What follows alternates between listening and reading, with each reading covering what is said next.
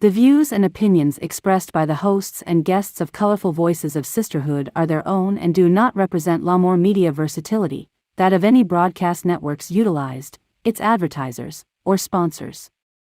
All content is subject to copyright and may not be reproduced in any form without prior written consent by Lamar Media Versatility. The views and opinions expressed by the hosts and guests of Colorful Voices of Sisterhood are for general public information and entertainment purposes only.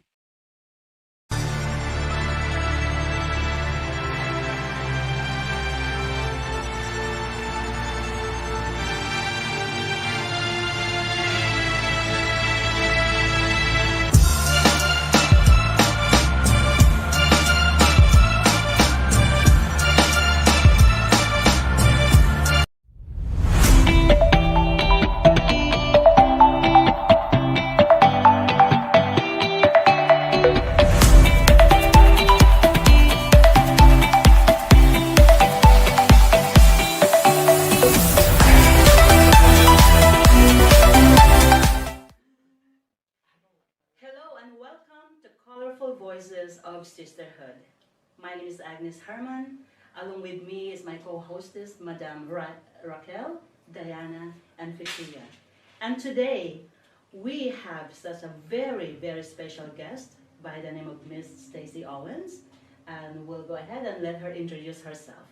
Well, first of all, let me just start by saying thank you guys for this opportunity. Thank you for allowing me to come and share this story.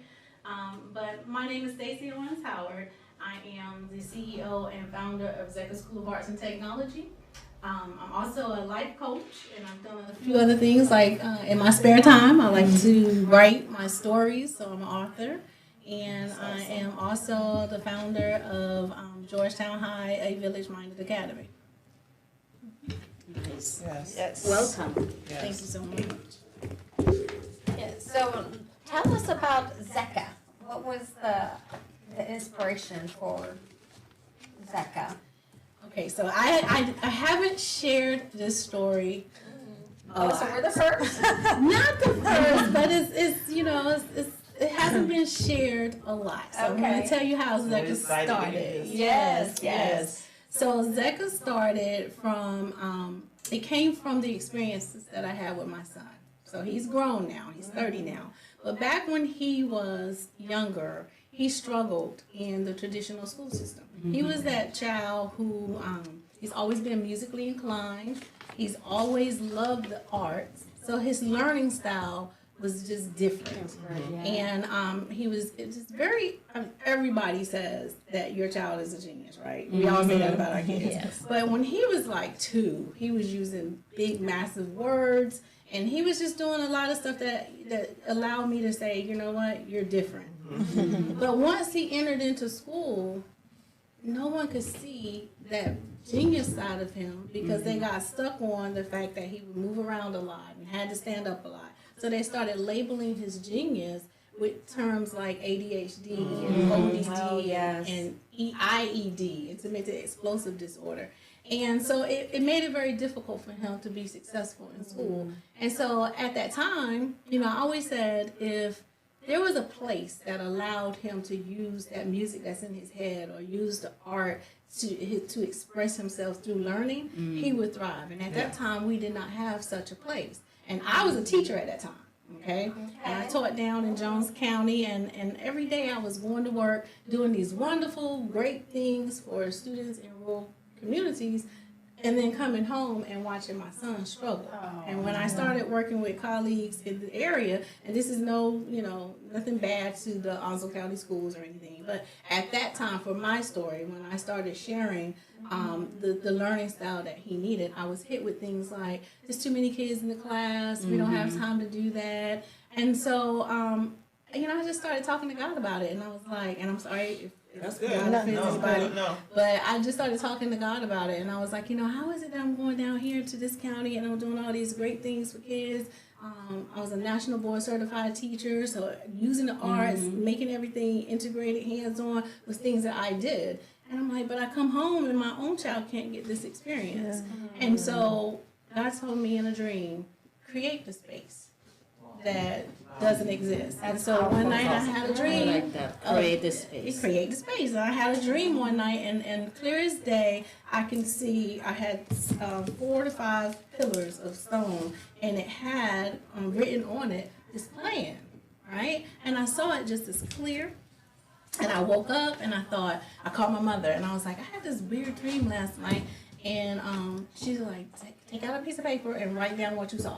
And I did, and then when I saw it, I was like, I know, Lord, you don't want me to do this. I'm just a broke little teacher. I don't have any money. So I took it. I threw it up in the top of my closet, and I actually didn't touch it for about 5 years. Wow. And That's a long time. That's a long time. And I went off, and I was still teaching. Well, actually, I came out of teaching. I started working for the state as helping low performing schools as turnaround schools, and I was doing some other things.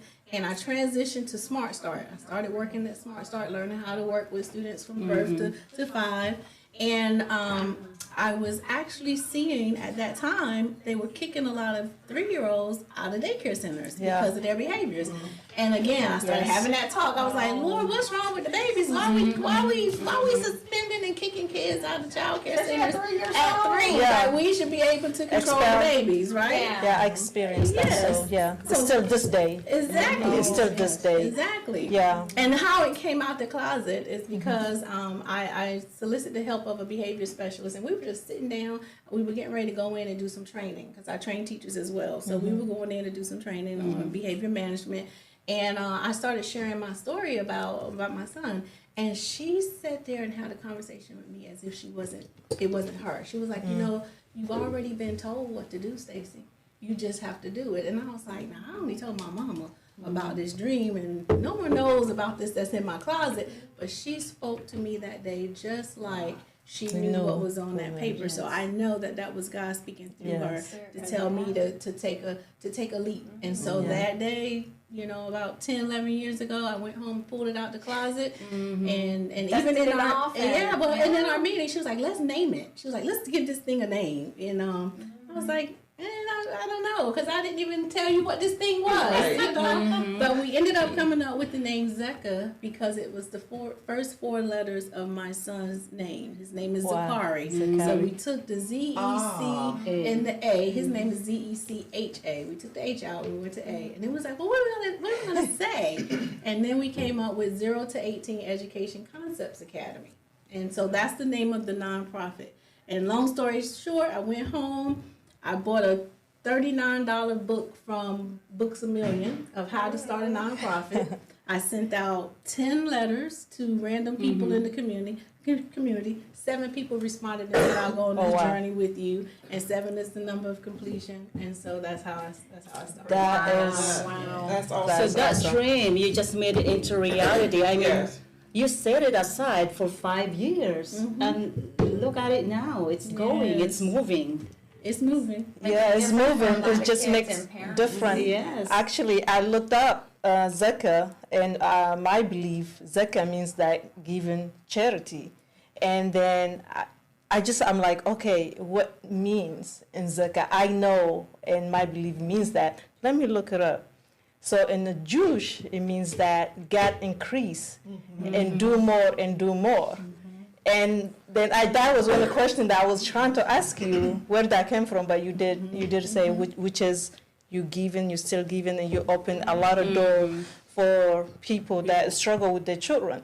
Still in these days, if children, you say from preschool, they don't really they will expel your child if it's not acting in different behavior. So sometimes. Not acting like they're perceiving the norm. Yeah, it's normal to the norm. So who created this? So and how the teacher, I do understand when I send my children to school, I tell them the teacher to teach you, to discipline you when you're there. And sometimes the teacher also have her own life. They are, things is going on. So how can we balance as parents not the school expelling my children because they don't behave, but they have their own issues going on with them, with their human being. So how you guys work with children that you guys experience the same similar to what your son went through and now the school you guys teach, and how you guys handle that, So- not expelling. Right. So we have taken that approach several different ways. First, it starts with relationships. So I'm real keen on student-teacher relationships, teacher-parent relationships. You got to have a relationship and know what everybody is bringing to the table. Yeah. Because if I can relate to you, if I can understand you, I can be empathetic to your situation. I don't want you to be sympathetic to the situation, because then you're just going to make excuses for it. Right. So we can deal with anything we bring to the table if we understand it. Right. So it starts with relationships. And then the other thing we put in place is what we call the Zeka way. So we teach our kids three things that I want every child that walk into Zeka to understand. You got to know how to follow directions, and not from the standpoint of doing what somebody say because that's what they said to do, but understanding systems, because everything in the world is based off of a system, and every system have a set of directives that come to it. Yes. If you understand the system and can follow the system, you'll get to success faster. It will also save your life. We teach our kids that the consequence of not following directions for Black and brown children is death. And I know when I say that, it makes people cringe, but look, turn your TV on and look at the world. That's true. Right. It's reality. Right. Yeah. And so you have to know how to do that. Yes. Or death. Right. Yeah. That's Right. there. Right. So Yes. that's the first thing we want them to know and understand. And then the other one is be in control of your emotions at all times, because the emotions is attached to your brain. And so we don't teach kids that you can't be angry or can't be upset. But when you get Self-control. angry, it will shut your brain off and you'll stop thinking. And so we tell kids it's usually the thing that you're going to do after you lost control of your emotion that's going to be the thing that's get you in trouble, more so than what you did to even get to this space. So you have to be in control of your emotions so that you can stay in a space to be able to have a critical thought. Yes. And then the third thing is always improve your academic ability or yourself in some way. Always look for, how do I be better today than I was yesterday? Yes. So, we do it in three folds. And that sort of gets you from suspension. We are a no suspension school. That's not to say that I haven't had to send kids. Because if you go to tier 3 type stuff, like if you hit the teacher, bring a weapon to school, that do anything that's legal, then there's some things that stop us from saying that I'm not going to suspend you. But we try to do things like, and this might be unorthodox for some of your visitors or listeners, but we do things like we have our kids, they do chores. So if you get in trouble, you might see our kids cleaning the walls or doing things like that, because we know that if we send you home, Consequences. yes, you have a And I like consequences. sometimes going home is what they want. Right.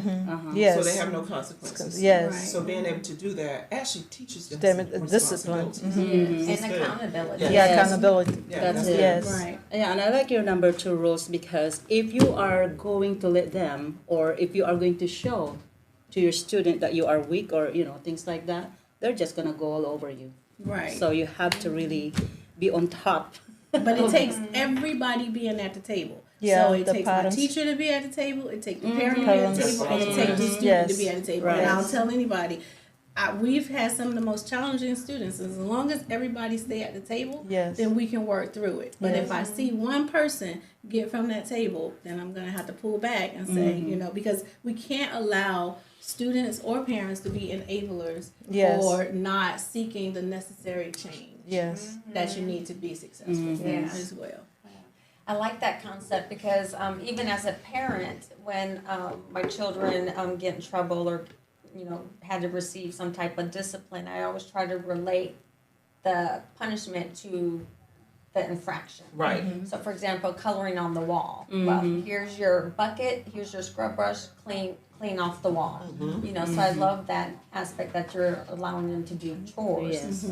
instead of going home and playing video games. Yeah. And you got to take we teach our kids that you're in control of your actions. I can't control your actions. The only thing that I can control is the consequence. And we relate that to the real world. So we use storytellings. One of the best things that happened to me when I was raising my son is that when he was going to therapy, one of his therapists told me, he was like, you know what, you need to use the form of storytelling to help relate to him because he loves stories. and he's a rapper, so story was something that related to him. So, and using that story to teach him his consequences or the expectations, but then tie it to the real world. And so that's what we do at Zeka as well, because I'm not just preparing you to be a first grader or a second grader. We're actually preparing you to go out into the world, and you're going to have to make thousands of choices between kindergarten and 12th grade when you graduate and become an adult. And I want to help impart in you how to think your way through life, so that when you're outside of school, what are the decisions that you're making? That's good. Yeah. And Which is, storytelling, go ahead. storytelling goes, way back to before pen and paper came along. That's how people communicated. That's how you learned, especially in Native American culture. That's still how we do it. It's stories told from the elders and passing it down from generation to generation. So I think it's already ingrained and natural to us to learn from storytelling. Yes. Which is now, as a lot of schools, they don't do that. They don't really, they help you with the schooling, but they don't prepare you what the real world is offering. And some family, like I tell my children, I love you guys. You guys are special to me. If you guys don't learn right now from here, you go in the world, you think everybody, they look at you as a special. No, it does not work like that. So, that's good you guys doing that. You're preparing for both. And that's what we need. But everybody being at the table, even the teacher knows the expectations of what's going to be going on. And that's also building relationships with the family. That's so when very you build important. relationships with the family, it seems like you have more positive impact when you build a relationship with the family, which I like that. We know what trust. Yes, That yes. trust is built between the parent and the teacher. Yeah, I like that, the trust. Again, you Yes. guys say that on point. The trust is very important. It's like you're giving people order that people, they don't know you. It's hard for them to take you order. But if you have a relationship with them, you give them a space to trust you, to come to you, to open up to you. So that is important. The parents, all of you guys sit down. Okay, this is what we're gonna do to help for our children. I really like that. I really like that. Yeah. I listen. I want to open the school. Really, we don't realize that our next generation, that's what's gonna take over. So what we're preparing for them is very important. I know sometimes it's hard. They're dealing with the good and bad. They both want them, both want us. But which one we want to pick is how you implant our children. That's what they're gonna take. So even with parenting, because you have so many parents are young, so a lot of times they don't know how to do anything with the children. When you have parents that can't set examples for the kids, that's why I really like the charter school. I went to the public school, but we had people that set examples. I still today, we could not leave our house with hair rollers in our head. My daddy would have a fit, and my mom. Or pajamas. No, you didn't show up at school like that. Yeah, with flip flop. And when you showed up to find out what was going on. You did your research with it. So that relationship back then was built because everybody knew somebody in that school system. But now, no, a lot of the parents don't want to listen or be respectful. That's why I really like how you said that foundation is really good. Everybody knows everybody knows what to do. But I think you have to understand that, everybody comes to the table with the toolbox that they have. And some people have more tools in their box than others. And some people, environment influence them differently from others. So I'm always looking for trying to understand what are you bringing to the table culturally? What are you bringing to the table? What do you have? And where are your gaps? And if I can help fill in your gaps, we'll help fill in your gaps. And then when do I say, you know what? This poverty mindset probably has kicked in a little bit too much and you're not going to move from that. So now let me just focus over here. What can we do with the child so that we can have that, sort of like that's so now what type of thought, So we don't want you to get stuck in the, so what? Now this is what my life is. You can't get stuck there. We got to get you to the now what. So what because of this, now what? Because that's the only thing that's going to keep you moving forward. And I noticed your school, they have uniforms. Oh, So nice. I like the uniform like that. because I think it takes the pressure off whether it's how somebody they're gonna dress. wear. Yeah. Yes. Or what someone has, what I've- someone doesn't have. Exactly. I That's really I'm big to support uniform because growing up in Africa, everybody has uniform wearing because one, they cannot afford to have new clothes every day. I think it's necessary, even though this is choice, you give child the choice to choose, but not everybody have that choice. It's just being mindful and Yeah, the uniform definitely creates an even playing field. Yeah. So Yes. I can't determine the haves from the have-nots. Yes. You know, so it helps to create this environment like we're all the same. Yes. We're all in this together. And so now I don't have to worry about, it was a study done, I think it was on 2020, about students being bullied based off their tennis shoes. So you have on the high price tennis shoes that someone else can't afford. Well, all of mine are in little black, all black.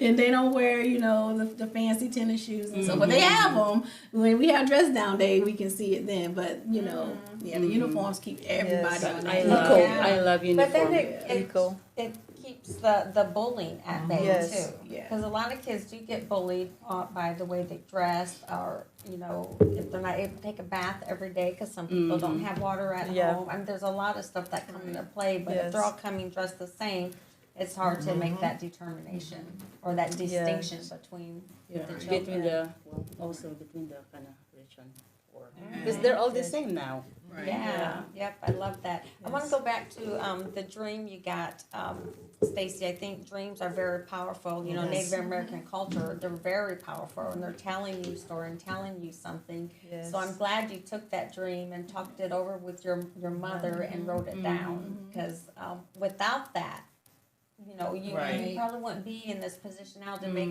these remarkable life, I want to say life-changing for the Right. children that Right. you currently have at your school. Yes. Yeah.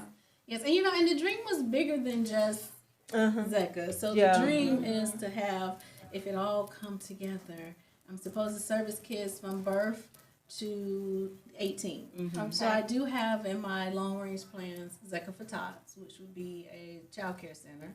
And then, you know, we're getting ready to move into Georgetown High Village. Yeah. Madison Yeah. Hill. That's We good. take Connected, care of the yeah. high Yes. school. Yes. Yeah. And then it was several schools in different states. You know, so they're not going to just be here. We'll branch out and Spread and the create- love. Oh, yes. that's Yes. you know, when you were speaking about the dream, sometimes do you believe things that has to happen in your life in order for you to expand your gift, your purpose? So you, even though the purpose started with your son, but if your son was not acting the way like that, you might not have Zeka today. Now that's what Zakari says. Is it- So if you was to meet him, he walk in the building now, he calls himself the CEO because he said, you know, without me, none of this would exist. So do you believe that God was, sometimes he get intention, he knows that he's going to use us, you know, when we're speaking of a spiritual world, regardless what belief system you have.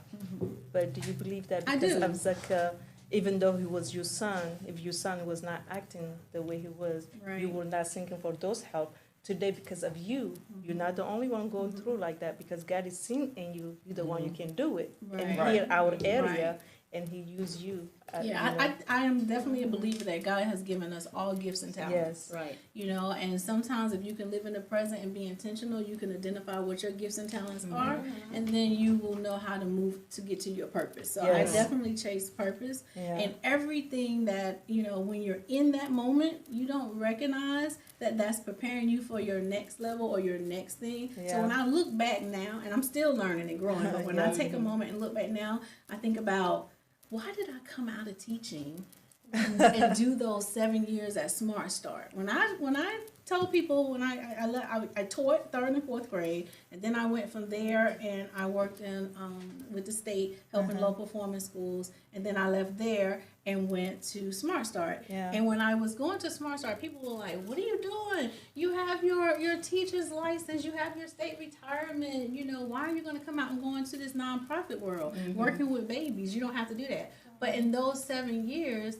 I didn't make sense then. But in those 7 years, I He was learned preparing. nonprofit piece. Wow. I learned, what to do with families from birth to 5. And so then, by the time the dream came along, I was already You were ready. prepared. Yeah. You were in the preparation before you Right. get So to that. timing is everything. timing is everything. Timing and overcoming fear. Okay. And Because obedience. and Obedience, Yes. of Yes. course. Yes, that's great. Yes. So what challenges does Zeka currently face? We have a lot of challenges. I mean, I think in anything that you do in life, you're going to always have challenges. And if you don't have a challenge, then something you're not doing right? Yeah. Because that's the only way you're going to get through growth is you got to go through the pain. Yes. You got to go through the hardships. And that, when you're in that wilderness space, that's what's going to help you get to your next level. So I don't like to call them challenges. I'll call them little growth spurts. So Opportunities. or opportunities, yes. Yes. So, the basics that every school district across the nation is dealing with is like teacher shortage, bus driver shortages, those are common. That's everywhere. That we're not protected or kept from those types of challenges. But I would say facilities have always been a challenge for us. We have made our spaces work. We're located over in the New River Shopping Center. But being that our vision is to be a school of arts and technology, I have it in my wish and desires that we could have a school built from the ground up with state-of-the-art technology and the spaces to do the arts. Like, having a place to do dance and that kind of stuff. Yeah. So facilities would be our biggest challenge. Okay. So how many students do you guys have there now? I have 101 students right now. I usually average about 169 students. Once we went through COVID, we lost about 50 students because some wanted to go virtual and that kind of thing. And then when those apartments closed down in New River, that had some impact on us as well. And so now we're just trying to help people to understand that we are a free public charter school, because that's another misconception that people have, that we're private and that it's an expense. So we're always working on rebranding and making sure people understand that we're public charter. So is this do they have to go through enrollment, or They is do. this like a first come first served basis? It's a lottery based, so you do have to apply in our lottery, and we're in open enrollment right now. So they can just go to our website and put our lottery application in. We'll do our lottery at the end of April. And then any spots that's left over after the lottery, that's when we go to first come first I served. see. Okay. What's your website? Yeah, website. www.zekaschoolofthearts.com. Zeka School of the Arts. That's great. Okay. I guess my next question would be the students, if they require transportation, because you mentioned transportation. So do you guys pick them up from anywhere within the city, the county? How does that work? That's a for great enrollment? question. So we have one full-size bus, and then we have a small 14-passenger bus. So we tell parents, if you can transport, and then leave transportation for those who absolutely can't transport or don't have access to transportation, simply because we're not a district-based school. So you can live anywhere in North Carolina and go to a charter school. So our one bus is crisscrossing across this. You got to really this plan county. that trip out. Right. And our school day is a little different. So we go to school 4 days a week from Tuesday to Friday from 8 to 5. So, imagine if your child is getting on the bus at 5 o'clock and our bus doesn't get back in until 7:30. So if everybody had to be on the bus, we would be out half the night. Yeah. And then Mondays are reserved for professional development for teachers. Okay. That's good. That's good. That's good. We also help parents that are working from 8 to 5. Right. That their kids are there Tuesday through Friday. Yes. For 8 to 5, and Mondays is professional development day. And that's every Monday. And that's awesome. That gives the teachers a chance to Just by themselves. I think they need that teacher really. Like I don't know how So do they. you have principalship, and you have like everything in your school, the principal and all that as well? So I am currently, I don't like to call myself the principal I like to call myself the founder. Yes, I'm the founder, but I do have a master's in School of Administration, so I sit in that role of founder, superintendent, and principal. As our numbers increase, though, it is my desire to put a principal in there so I can move on out and do some other things. But yes, we have. I have a data manager and social worker, and my finance director. That's my admin team, and a culture consultant. That's my admin team, and then we have about 9 teachers, and then the kids get for enhancements this year or encore classes this year. They get art and hip hop and general music. Okay. Well, your drumline did a good job on Sunday evening. I got a chance to watch them at an event that we was at, and they did an amazing job. I really like when your drumline teacher talked about his desire when he became the drumline instructor, because he says either follow Malcolm X or Martin Luther King. And I like that part. And his mom told him to follow Martin Luther King. Right. But he did a good job to show that drumline, that piece, and to see the excitement in the youth when they did the drumline. That was awesome. That was definitely kudos. It's intentional for you to see the culture throughout our staff and throughout our facility. That's something that we grew into. When I first opened, we opened thinking we were going to be just offering arts and technology, and kids was going to be coming to us who were good with the arts or good with technology. And then I found that I got kids that were more like my son, that they were not having good experiences in other locations, and they were being labeled and written off. And so we had to sort of change our focus a little bit. We still do the arts, that's important for us, and technology is still important for us, but we had to figure out, what are we going to do with this population of children who are typically in larger settings? Probably the child that's sitting in the back of the room, disengaged, head down, not really doing the things that's supposed to be done. So I had to take the staff through a series of training on, one, how to work with challenging groups. We changed our curriculum because we wanted to make sure that every child that walked in the door, whether you're black, brown, purple, or green, no matter what your culture is, that is reflected back to you through how and what you learn. Yes. Because now it has to be relevant to you in order for you to take an interest in it. Yeah. So we had to make a few changes, but it's working for us. Yeah, it sounded like it was needed because now you identified something they weren't getting somewhere else and you adapted to it. I love that aspect of it.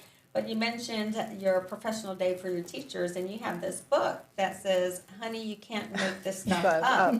So it's an inside look at how teachers' mental health affect the classroom. Yes. And I know Fetihya touched on a little bit that they still have their own lives. They got stuff going on. And a lot of times they might project on a child in the classroom. But tell me a little bit about this book here, because I'm all about the mental health, especially now.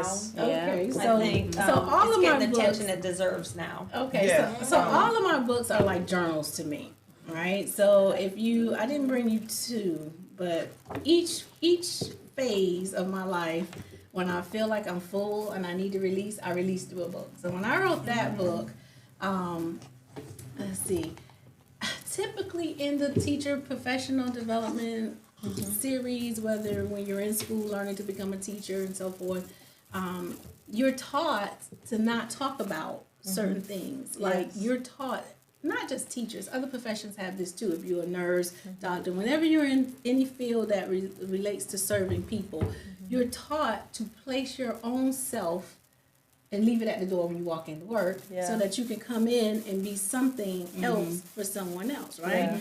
And so what I've learned over time is that it's sort of taboo to talk about the teacher's mental health in schools. That we can talk about the mental health for kids and parents all day long, but when I got to talk about my mental health as a teacher, it's like it's expected in many settings. I'm supposed to leave that at the front door when I walk in. But what I learned is that you're coming in with your whole self. You're Yeah. coming in and you might, if you don't have gas in your car that day, or if your money funny and you don't have money for lunch, you're bringing that right on in my building. Right. And now, if you're in an unhappy space, or if you're having a mental space, or if you're going through a divorce, or if your husband is not whatever that can be bringing those life issues, life happens, right? Yeah. You're bringing that right on in the Yeah. classroom. Yeah. And if you come in my environment and your stuff ain't worked out, when my kids is bringing their issues in, y'all gonna be in there boiling over. And Yeah. it's just gonna be a big old mess, right? Yeah. So I learned that we needed to, one, make it not taboo to say, you know what, life is life for me right now.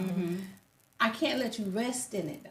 I want to create that space that's open if you need to talk about it. We can give you support for it. We can do all of that. But I don't want you to labor in your emotions. Right. So I don't Yes. want you That's to good. come in and take off what's really going on with you and put on this happy face mask. And you're over here acting happy when you're really not. And now you're falling apart. And you're burning out, and you're mad, and because you know what you're Leave gonna do. everything behind the door. But while you're acting and you're emotionally Yeah. laboring in your emotions is what I call it. Now, when the one thing happens, you're gonna blame me. You're gonna blame the job. You know why? Yeah. Because that's the easier thing to blame. do. Yeah. You can't go home and just walk away from your life. Right. So you'll find the smallest thing that was happening in the workforce and say it's because of that. When really it isn't. It's because something within you hasn't been flushed out, worked out, or in balance. So you got to stay balanced, right? That's So- good, Stacey. Yeah, and I You're think a that strong goes woman. for anybody in a Yeah. workplace. That's good Right. advice Any- to take. But especially when you're dealing with children, I think there's probably nothing worse than an adult who's in a bad space in mind and taking it out on a child. Right. Because they have no recourse. They don't know what to do. They don't know how to take that emotion. So. And taking it out on the child and not even intentionally and haven't even related that that's what I'm doing. It's just that natural thing that's happening and you're blaming the child. Right. Yeah, so I think mental health is important, and you can best believe I'm going to read this. Me too. Yes. So that particular you. book tells some of the stories, which led me to creating safe spaces. So Okay. creating safe Yeah. spaces, that's when I started learning. Oh, how am I missing this? And then that's when I came across the laboring in emotions. And I'm like, that is true. We are designed to come in and smile and say, hey, hi, everything is good. We become actors. Yeah. And it's Yeah. like, okay. But I want you to be able to express your emotions. I want Yeah. kids, I want everybody around me to have healthy emotional intelligence, Yes. right? Be mad, but let's come talk about it. Be happy, but let's come talk about Right. it. If you don't like something, let's talk about it. Now, every time we talk about it, I can't make the change that you think I should be able to make because, the lenses are different at each level. The lens that a teacher wear is different from the lens that a principal wear, is different from the lens that a superintendent wear. Yeah. And if you're not aware of those different lenses, you'll look at it and say, well, you should be able to do this because that's through your lens. But Yeah. you might not know the pieces of the puzzle that they have that will prevent them from doing such a thing. Yeah. So I like to have those conversations so that we're not laboring in our emotions. And I did some other things with creating safe spaces. Like we have a reset room where we have 2 massage chairs and so you can go in the room and sit and have the aromatherapy and just sit in the massage, turn the lights out. We put some treadmills and bicycles in the That's school, good. so you can come and do that because we're there from 8 to 5. We're about to add a few more things, like we're gonna add a greenhouse in the back with flowers and stuff, so teachers can go out and get sun because we don't have the natural lights and so forth. And the hardest thing when the staff come in and they have these things, I'm like, you got to go use them though. Yeah. But you know how many people are afraid to go use them because they're thinking, well, how am I just going there on the clock and sit down and be in the massage chair? So it takes a while to convince them. It's like, okay. That is okay. It's It's okay. Yeah. And I think that's something in the workforce altogether that we need to change that Yeah. perception of. Yeah. Mental health Yes, is it's very- important. And even, when you're talking about the sunlight, just vitamin D Yes. alone, Right. a lot of women lack vitamin D. Right. Yes. And it's just 10 minutes out in the sun that you need. Yes. So definitely, if you can't be out in the sun, at least take some vitamin D to help balance you out. Yeah. But I think that's a fabulous idea that you're doing. Yes, over there. I I'm wish glad- more people do that.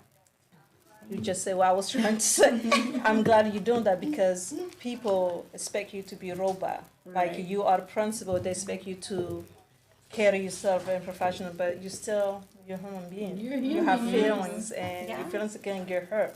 You can upset. But to have that, what you are doing for not only for your program but for others is very important. We are not robot. We are people. Right. Okay. Even robot when it's not in the, it doesn't have charger. Like it's gone. So we have to have that to keep moving. We have to talk about it, like you say. We just with respectfully express our how we feeling, and hopefully that a lot of school they will give that for teacher opportunity to be human being, and and also parents to teach. Let's teach our children when they go to school. Really, like that's an extra thing that they have to deal with. Yeah. I like that safe space stuff, because a lot of times people don't feel like they're safe to talk or to show their emotion, to ask for help, because of the safety, Yeah. vulnerability. And of that safe all stuff. comes from the culture of the workplace. And I think Stacy's establishing a really good work culture there. And you can tell when you go into businesses, who's got a good work culture or good environment for their employees and some that don't. You can definitely notice Do you it. have a lot of turnover? Yes, we do. We experience turnover. I won't say it's a lot, but we do experience turnover because, I always say I'm in a high trauma situation. So our kids require a lot, and you have to bring a lot of you to the table. And if you're not balanced, it can burn you out. So yes, I would say just like every other school, we are faced with turnover as well. And we spend a lot of time, and that's why we are continuing to grow, like, and adding. Like, we are constantly, my admin team, we're constantly sitting back and thinking, all right, what this happened? What can we do to make an adjustment to that? And then, sometimes, gotta be honest too, you gotta have the right people that's built for working with the population you serve.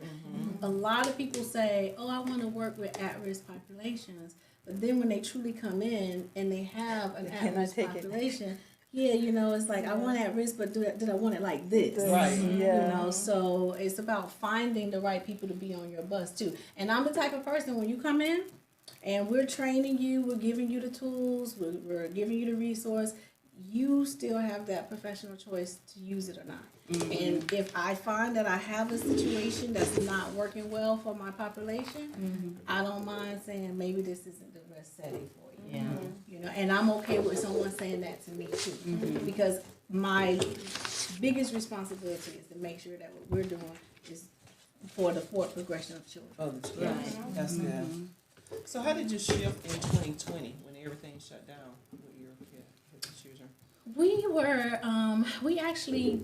went home like everyone else first, and then we built in, we made all of our classrooms conference rooms. We put polyscene up in all of the classrooms, and so our students, when we had to do that hybrid where students were home and we had students in the building, we still stayed online all day because the students at home could see, it had a 360 view of the classroom. So we have the capability, if we ever have to close down again and you're home and you get on Zoom, you can see the whole entire classroom and the teachers talking, walking around, teaching like normal, and the camera is following, they can see the chalkboard and everything. So it's just like being conferenced in. And they were but see, for us, it was important because I knew that we had the population that I could not say, take this packet and go home and do this packet, because you may be home by yourself, or you may be home with a sibling, or you may be home with a parent who didn't understand the math. So that was going to be a huge learning loss for you.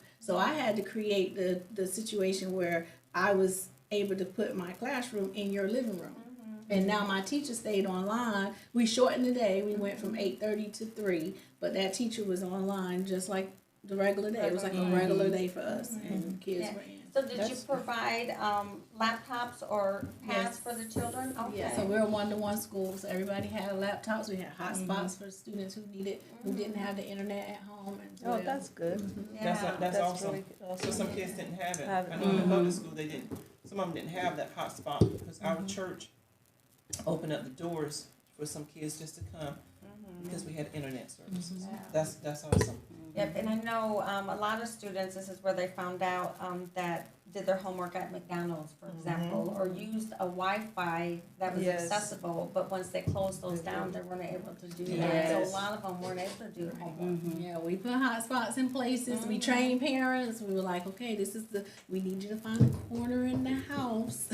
We don't want to see all that's going on in the house. So we do a lot of That's like good. professional development for parents as well. So, Okay. yeah, and like last year we did a parent summit. So we did a session all day, and we opened it up to the community as well.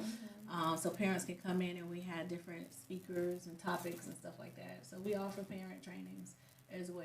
Oh, wow. Yeah, I that's- love that concept. That's good. awesome. And the Yeah. wellness conference, I forgot that. We put on a wellness conference for our teachers last year as well. We took them down to Myrtle Beach, and that was open to other people as well. And we brought in presenters, and they did yoga and sound bowl meditation, and then they learned how to work with different settings with like trauma situations in the Yeah. classroom and so forth. So we got another retreat coming up this year. I just got a grant for, so That's Oh, good. we don't have the date yet, but we're gonna squeeze in another teacher wellness retreat. Yes. That's awesome. That's That's And wonderful. when you allow it open to the public, so it's open to anyone, you don't even gotta be affiliate with. We opened That's it up, awesome. and they had to pay a fee. It was free for our teachers, and then we charged like $400 for the other teachers. But it was a 3-day conference, and they included your food and everything. And we had That's presenters great. come in from That's Detroit and Yeah. different places like that. yeah. Yeah, so That's what I'm talking about, that work environment, that Yes. culture you're establishing. Yes. Continuing Stacey, you are education. amazing. Absolutely Yes. amazing. I'm so glad that you follow what God has I was shown gonna you say to do. I just do what he tells Yeah. me. I'm just obedient. Yeah. I'm nobody. It's such a pleasure when you're just obedient. Balancing from within. A 40-day journal to success. Yeah, so Talk about that one, that's when I was moving into that phase of my life where I was learning that, okay, Stacey, you got a lot going on. So we need to start being intentional. We need to start mapping out things that we want to do. So that 40-day journal is basically just saying you can do anything you want within a 40-day period if you are dedicated and disciplined. So the journal just came along as a way to help keep you in the presence, keep you disciplined, keep you from, like I think I have in here. Can you open up to the first page? I think it has like a things to do list, right? So I don't call it like things the to do. color. Yes. So it'll tell you how to this page right yeah. here tells you how to It's use common. the journal. Yeah, Yes. it's very common. Yes, but so it's Yeah, like I like today's that. intentions. Like That's we nice. wake up every day and we do a Yeah. things to do list, right? Knowing that things to do list is huge and you're not gonna do everything that's on it. So I always say write your things to do list, love that. but then look at it and say, what are the 3 to 4 things that's my intention for today? And put it in your today's intention. I right? like this. And Daily you gotta affirmation. have those daily affirmations. You need, if you're not waking up, like when I wake up in the morning, I play Mary J. Blige songs. Oh, yeah. Good morning, gorgeous. Good morning, gorgeous. Yeah, so you gotta affirm yourself. Is this every the day. first book that you have to publish? No, this is one of my latest ones. I My see. first book, I didn't I bring love the this first one. The quote. first one was building an empire from the ground up. That's where I told the story of my son and how I he see, started uh-huh. the school. But yeah, so the only thing this is gonna do is gonna make sure that you put in some self-care for the day. Make sure you do one thing for yourself. What are you thankful for today? You gotta show gratitude. I think that we gotta get to the end of something before we can be thankful for it, right? Like I'm thankful for today, just this moment. For somebody, one new person just heard my story and learned something new learn about what God something. has done for people, right? So you gotta be grateful for stuff as well. This is great. Yeah, I love the quote you got there. All great achievements require time. Yes, yes. And write your Today's story. hydration. Hydration. Yes. Yep. Drink Check some out how water. many cups. Drink some water and controlling your story. A lot of Reminder. times people don't think we have stories. Like Yeah, I everybody don't know have if a they can see story. that. Everybody. So everybody. I don't know So if they write can your see. story down every day. I think we take it for granted. Things has been given to us as free, is our mental, our body, and all that. And it's very important to have the reminder that that come for us to take care of ourselves, to do even others. And I have one question for you. What are the future hopes, goal of Zaka for the next generation? So we've been doing a lot of stuff at Zeka to disrupt what we call the school to prison pipeline. So from changing our curriculum, because That's good. Yes, because we want kids not to be tracked to go to alternative schools or to be criminalized for behaviors that they can be taught. Because behaviors are taught. You don't come here innately knowing how to behave in different situations. So we want to make sure that we're continuing to improve the behaviors of the students that we touch.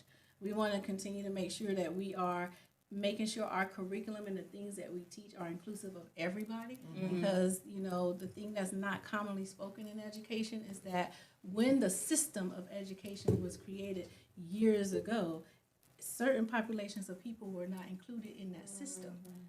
So if you were enslaved or if you were, any student of color, the system of education was not created for you. You wasn't even able to learn, right?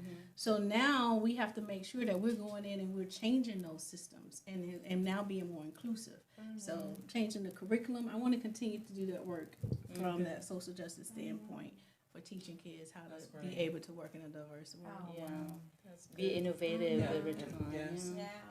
And put them in fields that they're normally not perceived to be able to go into. Right. You know, when you talk about the scientists, the engineers, the mathematics. I mean, we got brilliant children. that just Like don't the have STEM, opportunity. STEM. Yeah. Right. Because gaming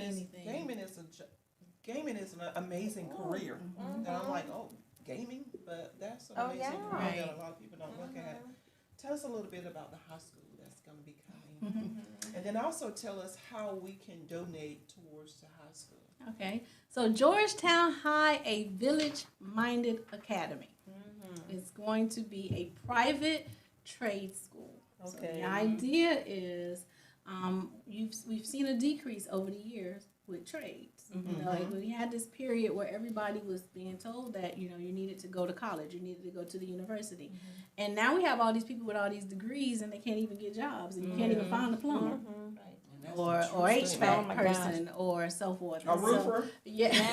Well, even after Hurricane Florence, our community was hit hard for that. There was no one to do those trade jobs. Exactly. And the trade jobs you can make a good living. You make a good living off of Yes, that. I went to school on the back of a janitor. So I think we decided, I have a partner with this, Life Dean is my partner, and we decided that we wanted to create that space where we would bring the highlight back to the trade and start debunking some of those stereotypes that a trade is bad.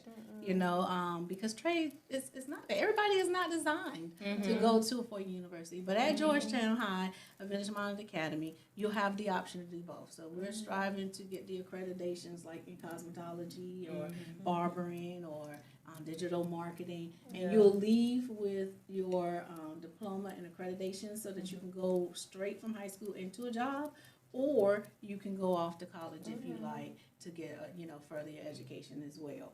But that's our That's a good That's program. really good. How can we donate? Because I know that you're, if they want to donate to help with this project, how can they go about donating? So we have two things going on. We have a pledge process going on that I can send out.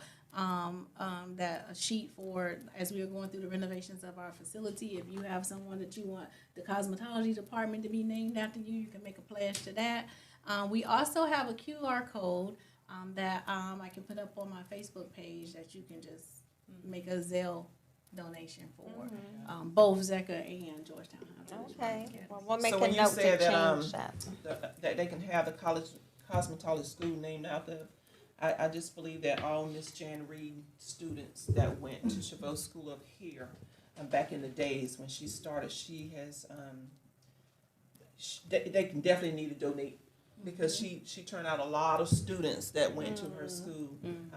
So all her students need to come together and donate money to make this cosmetologist thing go, to keep her name going on forever, because that's amazing to me. And I'm listening that you're different.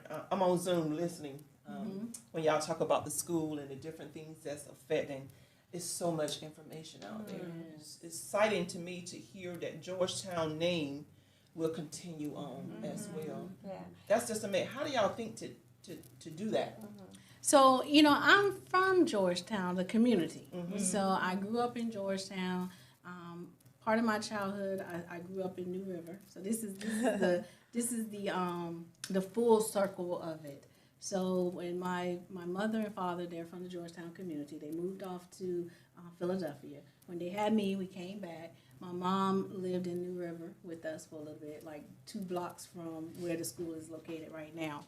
And then we ended up going back to some family land and staying in Georgetown. So as I grew up in Georgetown, I had the wonderful opportunity to hear my family members talk about their experiences of the old Georgetown High. For me, I brought that to the table because of the fact that I'm from that area, and I could stand on my mother's porch right now and look at where their location of the school was. So it was more about a community thing for me. And then my partner, he's all about village minded. It takes a village, and he'll tell you quick that if we don't do right by children, they'll burn down the village. And so for him, he's always been about being village minded. So we just took the 2 aspects of us, my history of being from Georgetown community and his beliefs in the village minded thought process, and we put it together, and that's how we came. That's amazing. That's awesome. So I definitely want to mention, because we're talking about trades, and there's so many scholarships for people going to a 2-year or 4-year, getting a degree, but there's not so many scholarships out there for people going for a trade.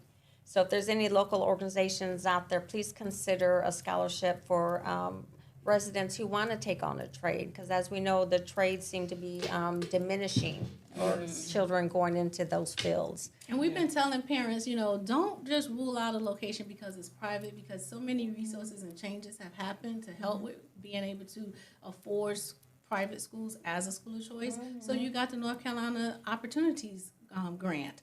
That's federal monies that you just go in and apply for, and you can get up to like $6,000 for the year to put towards your tuition and books and so forth. And then we're looking for community members who want to offer apprenticeships, because these students would need to go out and be able to do their service and practice their trade before they graduate. So we're still in the spaces of building all of that. And that's a good way for our community to give back. And also keep the children away from being, if they don't go to college, they just go do things, whatever they want to do. If they have those opportunities, they continue their education, So really this is good. Well, we had a great discussion. Yes. Thank you, Stacy, for joining us. Yes, just give her a round of applause. Thank you, guys. Absolutely amazing. Yeah, very This good is what I call information. hidden gem. Oh, yeah. These are heroes right there. Just hiding over in New We're York. happy to have you. Definitely pick up her books. You can Yes. read more. Follow her on Facebook. Next week, we will be having a mother on the show that lost 2 sons, one to homicide and the other to substance abuse. So definitely going to be a heavy topic next week. Join us, same time, same location. Thank you guys for joining us. Stacy, you're fabulous. Absolutely. Great in the community. Thank you for joining us. Any last words? If you want more tips on how to live a balanced life, catch me every Tuesday on the Black Star Network on the show A Balanced Life with Dr. Jacqueline Martin Hood. And it's Good awesome Martin. because I am listening in. I need that help. But it is awesome. Yes. Wonderful. I need to tune in. Hey, and also get this Balancing from Within, a 40-day journey to success. Yes. Yeah. Is this on Amazon or anywhere? that All you of can them purchase? are on Amazon. All of them are yes. on Amazon. Yes, or you can stop by the school. And come by the school and take a tour. I would like to. There you go, yeah. I would like to. Yes. Let's Yes. do that. Yeah. Better yet, bring your book to the school, and I'm sure Stacy I'll sign wouldn't it mind for you. signing it. Thank you. We'll see you next week. Next week. Thank you.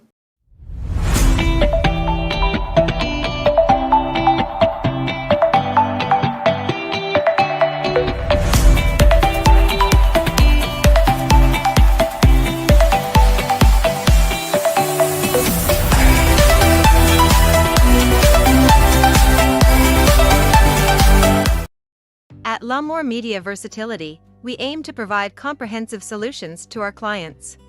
We have a team of experienced professionals who can help you with every aspect of your media needs. From documentation and marketing to promotion and more, we provide our clients with top-notch quality services. We understand that each client is unique and has specific needs.